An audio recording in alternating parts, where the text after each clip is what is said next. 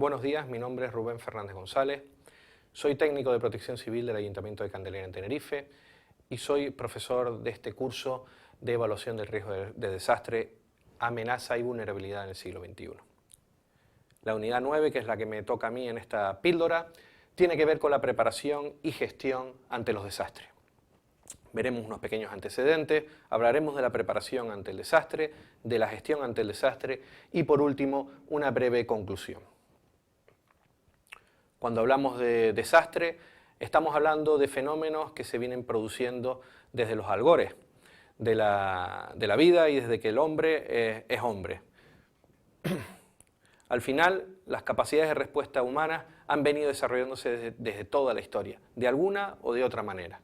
El desarrollo de las sociedades como tal ha impulsado la necesidad que tanto la sociedad como las administraciones se preparen frente a los riesgos de desastre. La respuesta colectiva ante los desastres, hasta mediados del siglo pasado, venía muy enmarcada dentro de los conflictos bélicos. Lo que se conocía como la defensa civil tenía como objetivo aliviar el sufrimiento de los caídos y de los heridos en situaciones de conflicto bélico. Es a partir de la Segunda Guerra Mundial y después de los convenios de Ginebra, cuando lo que conocíamos como defensa civil y que hoy conocemos como protección civil, centra sus esfuerzos en el trabajo de ayuda a las personas que se ven agraviadas por situaciones de materialización de riesgo o en este caso por situaciones de desastre, alejándose ya en ese momento del objetivo único de actuación en caso de conflictos bélicos.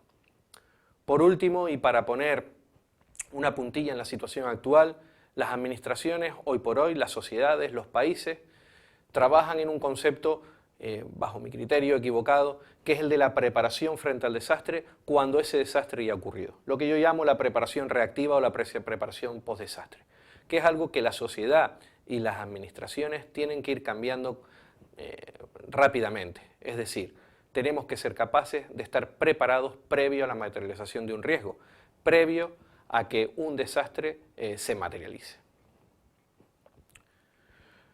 Los sistemas actuales de protección civil siguen una cadena más o menos homogénea en cualquier territorio del mundo. Por un lado está el análisis y la evaluación de los riesgos que pueden materializarse en un territorio, la preparación y la prevención frente a los riesgos. Por otro lado, la planificación de emergencia, los sistemas de alerta temprana, importantísimos para garantizar una buena respuesta.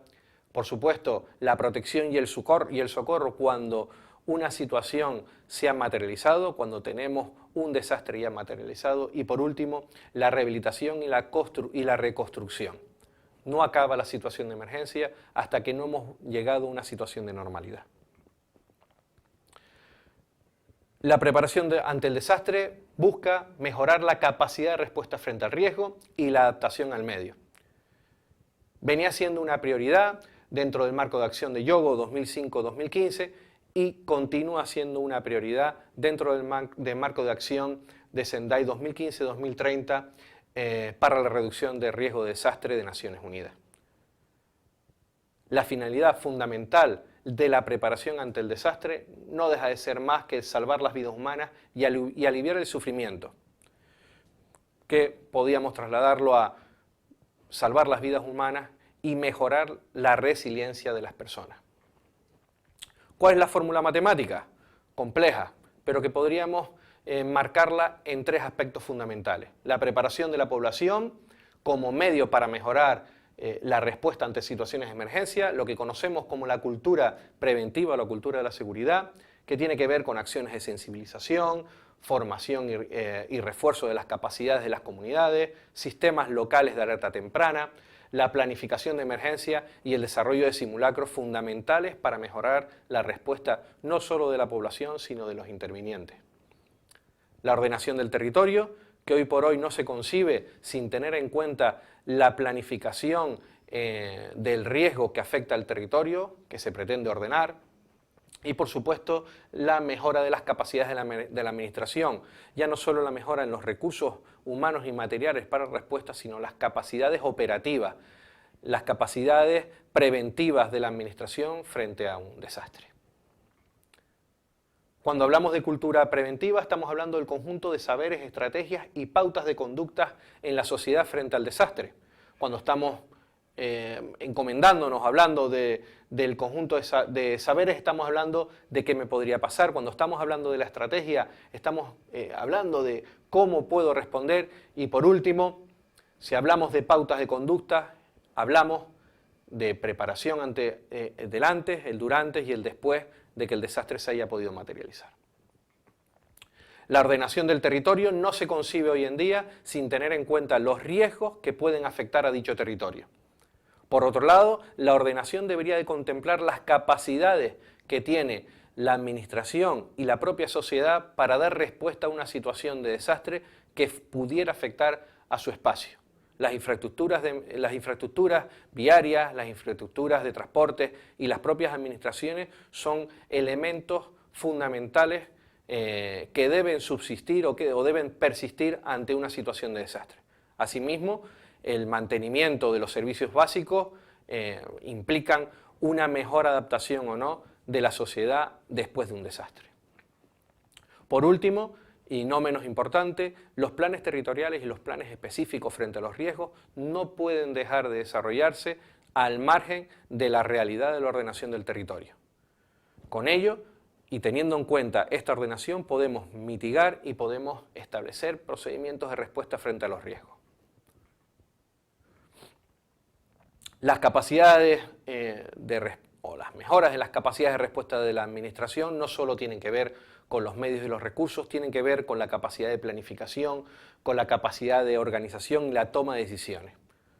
Dentro de las actividades orientadas a mejorar esta capacidad administrativa de respuesta frente a los desastres, podemos destacar la coordinación entre organizaciones y administración, el estudio de áreas de peligro, la elaboración de planes y estrategias, la capacitación y la formación de la ciudadanía e información, los sistemas de alerta temprana, los simulacros de desastre, la instalación de sistemas de monitoreo y de seguimiento de los riesgos, sistemas de alarma y, por último, la adecuación de los medios y los recursos, por supuesto, a las necesidades de respuesta frente a los riesgos.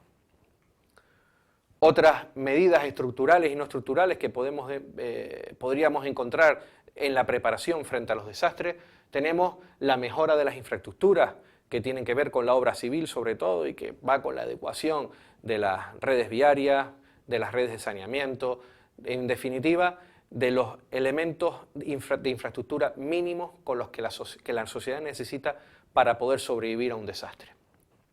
Por otro lado, las no estructurales podríamos enmarcarlas dentro de las capacidades y fortalecimientos institucionales, los programas o labores de sensibilización, de educación, de información pública, etc.